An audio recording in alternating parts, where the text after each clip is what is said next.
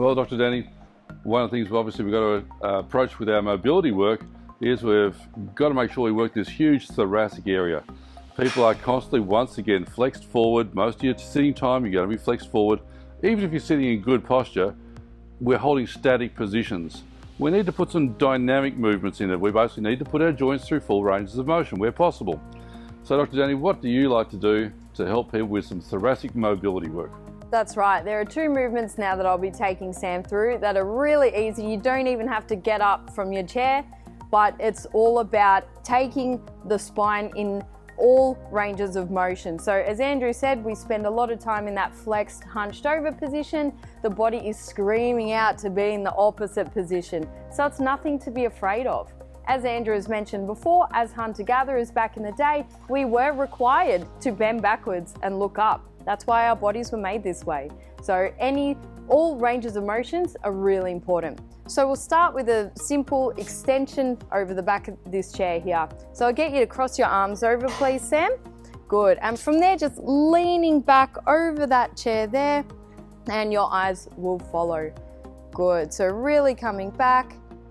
Fantastic. So about 10 reps of this a day, 2 to 3 times in a day. This is beautiful if we're spending a lot of time at the computer, set an alarm on your phone or something, and take yourself through these mobility drills. I really like the way that Sam's pointing his elbows up to the ceiling as he's going back. That looks good, Dan. Yeah, perfect form here, Sam. Really good. Let's go 4 more of those. And there is a little bit less movement because the ribs attach to the thoracic spine, but we just take it through the motion that we can. Good. Let's do one more. Fantastic. And from here, the next movement is rotation. So keeping that pelvis nice and stable, we will get you to turn and face Andrew to the right, and then holding on to the chair there, letting your neck follow all the way there. Good. And we swap sides, aiming just to go a little bit further each time.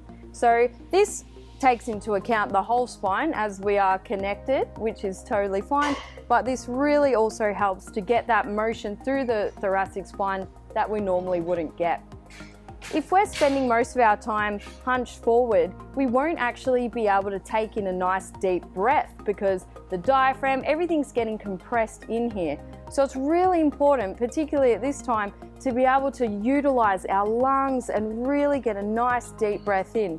Because if we're sitting at a computer, not able to really breathe, we're going to feel more lethargic as well. So much goes into the importance of this. When Sam is out there on the open savanna and he's hunting the gazelles, he's got to have good thoracic rotation to throw that spear. So what we're doing here, very natural movement, great thoracic rotation. He's got to throw a cricket ball, same sort of thing. Hey, even if he's going to be swimming, he needs rotation, he needs extension. These are natural movements that human beings do.